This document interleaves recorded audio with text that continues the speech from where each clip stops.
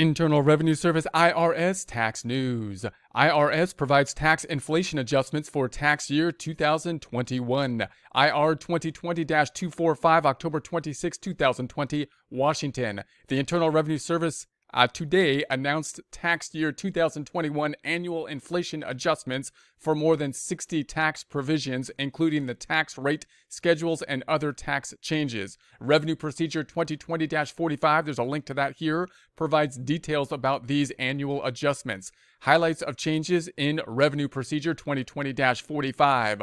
The Consolidated Appropriation Act for 2020 increased the amount of the minimum addition tax for failure to file a tax return within 60 days of the due date. Beginning with returns after December 31st, 2019, the new additional tax is $435 or 100% of the amount of tax due. So it's either $435 or if the amount of the tax due was less, it'll be the amount of the tax. This is an increase from the $330. The $435 additional tax will be adjusted for inflation. The tax year 2020 adjustments described below generally apply to tax returns filed in 2022.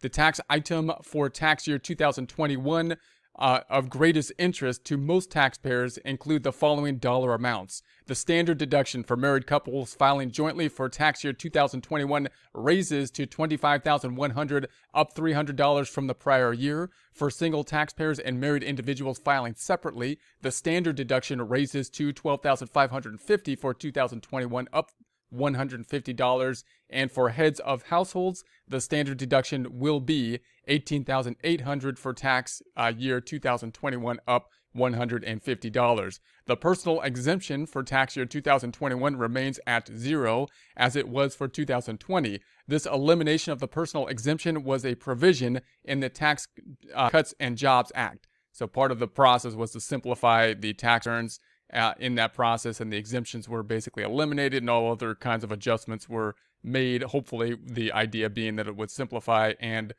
be beneficial, typically resulting in a tax cut for many individuals. That was the idea of it. But in any case, back to text. The marginal rates for tax year 2021, the top tax rate remains 37% for individuals, single taxpayers with incomes greater than $523,600, $628,300 for married couples filing jointly. The other rates are 35% for incomes over $209,425, $418,850 for married couples filing jointly. 32% for incomes over $164,925, $329,850 for married couples filing jointly. 24% for incomes over $86,375, $175,250 for married couple filing jointly. 22% for incomes over $40,525, $81,050 for married couples filing jointly. 12% for incomes over $9,950, $19,900 for married couples filing jointly. The lowest rate is 10% for incomes of single individuals with income of $9,950 or less, $19,900 for married couples filing jointly. For 2021, as in 2020, 2019, and 2018, there is no limitation on the itemized deductions, as that limitation was eliminated by the Tax Cut and Jobs Act. The alternative minimum tax exemption amount for tax year 2021 is $73,600 and begins to phase out at $523,600, $114,600 for married couples filing jointly, for whom the exemption begins to phase out at $1,047,200.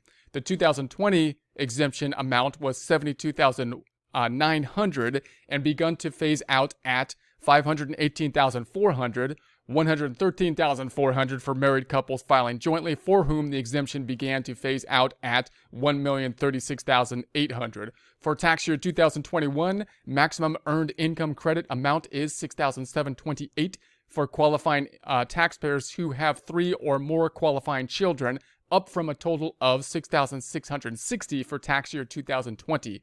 The revenue procedure contains a table providing maximum earned income credit amount for other categories, income thresholds, and phase-outs. So the earned income credit can be fairly complicated because it's based on a few different factors, including the earned income. So you want to basically take a look at those tables to get an idea of where people will fall on the earned income tax credit.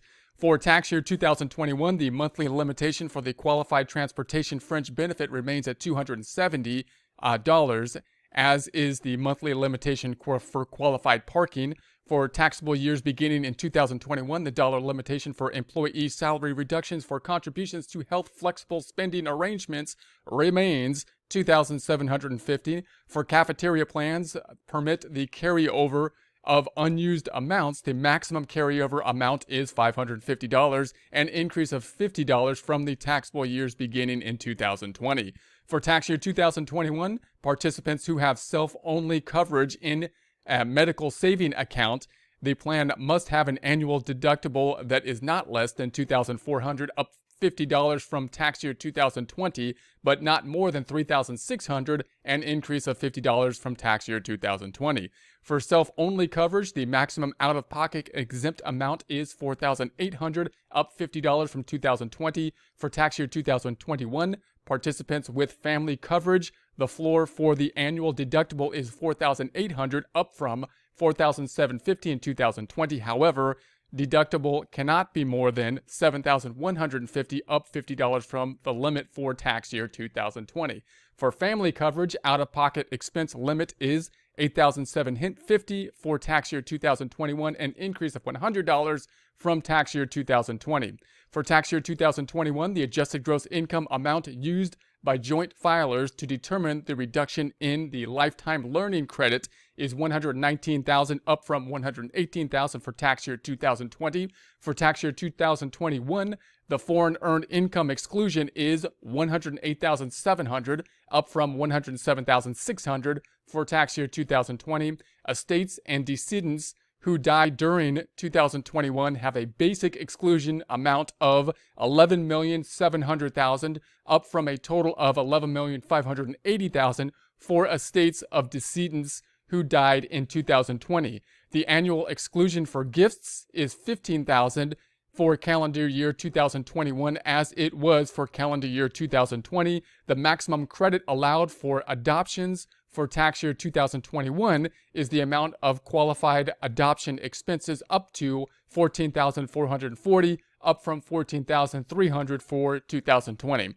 So that was a whole lot of numbers, a whole lot of increases. There'll be a link to this in the description so you can take a look at it for yourself.